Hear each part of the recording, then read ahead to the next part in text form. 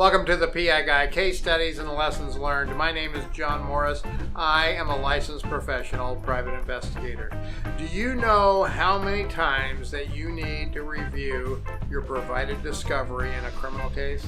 Well, we will discuss that very question in just a few minutes right here in this video.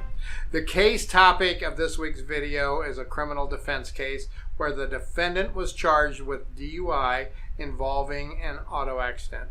When I got the discovery, it appeared that the evidence was fairly heavy against our defendant. There were potential witnesses and a ton of scene photographs to go through. The first thing I did was go over all of the discovery with a fine-tooth comb, looking for anything that obviously needed further review.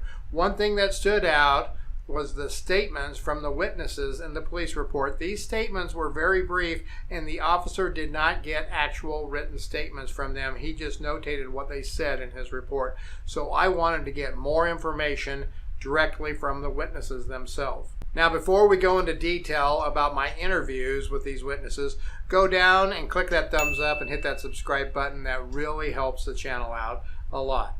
Now, I went out to the scene of the accident and I did a quick assessment of the area. I then notated where each of the witnesses lived and I marked those positions on a map for reference. While I was on scene, I placed traffic cones where the accident had actually occurred.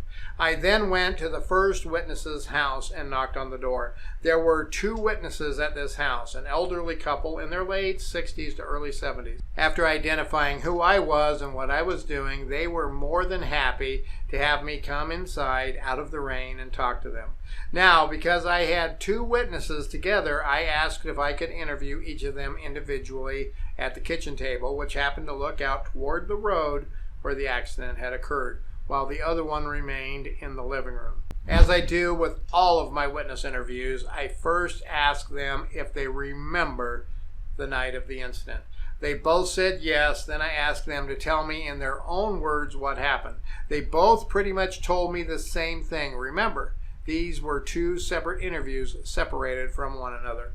Both witnesses remembered hearing the sound of brakes squealing and then a loud boom.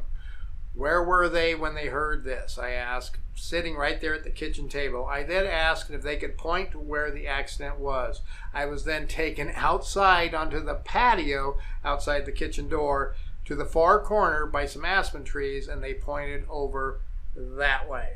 As I peered through the trees, I could see my cones set up about 1,500 feet away. I then asked them if they could see the accident from their kitchen, and both said, nope, they couldn't. The fence blocks everything on that busy road, and that's just fine. That's the way they like it.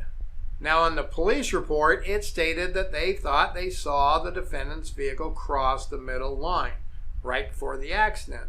When I asked them about this, they said, well, it was obvious the car crossed the line. How else would they have had a head-on crash right there? Further inquiry led them both to telling me that they had indeed not seen the accident. They heard it just moments before running outside to see the aftermath of the accident. I grabbed some photographs from inside the kitchen and from the patio in various positions in their backyard. I then went over these photographs with the witnesses to verify what we were looking at. Now on to witness number 3 and witness number 4. First, go down and hit that thumbs up and hit that subscribe button really quick for me.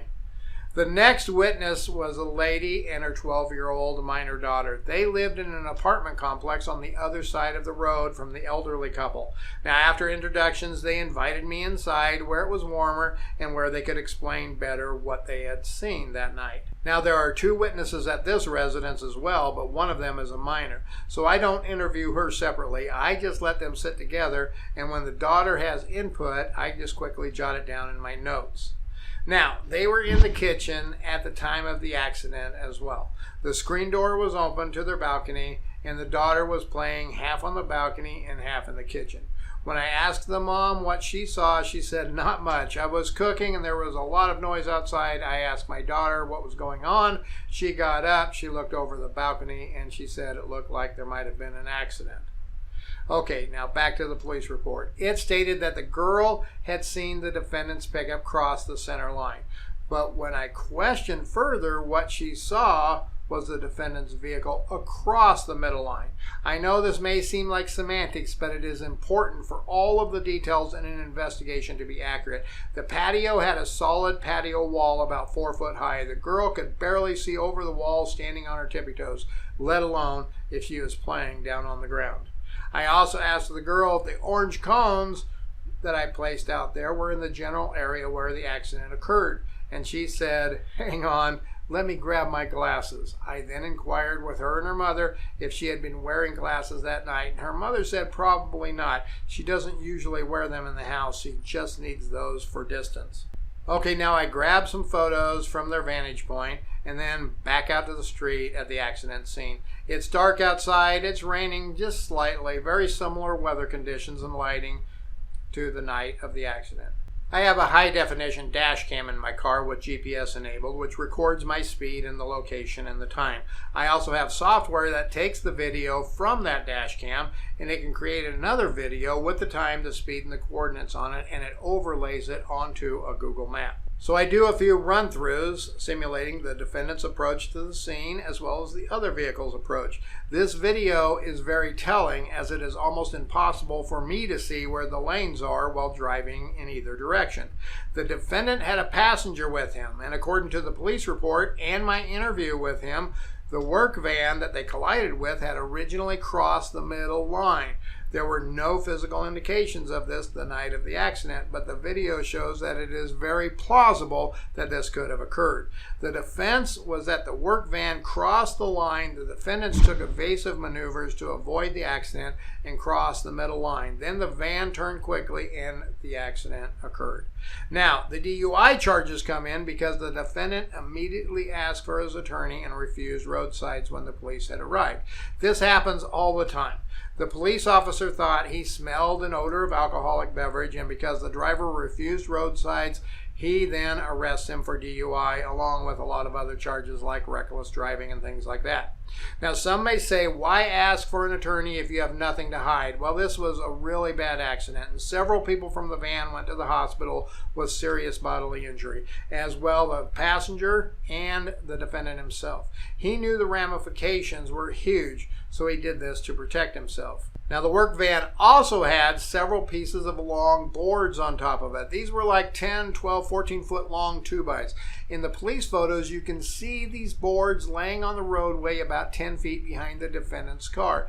This means the boards came loose from whatever means that they were secured on top of the van and they flew forwards. It also appeared that the van pushed the defendant's car back several feet, which brings into question the speed the van was actually going. Now, tying all of these questions into the investigation and the fact that there were no witnesses, not one, including bartenders at the bar where the defendant and his friend were at for about 30 minutes prior to the accident, none of them saw him drink anything. It was pretty easy to get the case dismissed by the DA. Lessons learned in this one, folks. Make sure you go over your discovery multiple times. I usually do a quick brief, still reading everything, going through everything quickly, and taking some notes. Then I go over it a second time very slowly. I will usually go over it again the next day or maybe later that day and still go over it very slowly, looking at everything and looking for anything that will help me. And then before I finalize my reports, I go over it one more time. Does this cost the client a little bit more? Absolutely it does, but it is well worth it. We make sure that we leave no stone unturned in these types of investigations. Lesson number 2, always interview all witnesses in person if possible. Far too many times I have seen PIs take the word of the police. Their reports say, all these people saw this happen. This is a slam dunk. No need to try to defend that. I have many cases over the years where I was able to bring huge question into the police reports and the police investigation that aided the defense. Now, I'm not saying that cops are out there writing bad reports all the time. Many times they're just going so fast, they're writing things so quickly, and they may have misinterpreted things. This case should have had written statements from the witnesses. I have no idea why the officer never got written statements from them. That takes us to lesson 3. Believe me, when I got done with my investigation, there were written statements from all of the witnesses that I had interviewed. I went back out with another PI that was also a notary, and I asked the witnesses to write down what they had heard, Then I asked them to write down what they had saw. This was very helpful to our case as well. Hey, thanks for watching the PI Guy, folks. Here are 2 more videos right here that you need to watch. Go ahead, pick one of those. Either one is great. Don't forget, click that thumbs up, hit that subscribe button, and remember, folks, stay safe out there.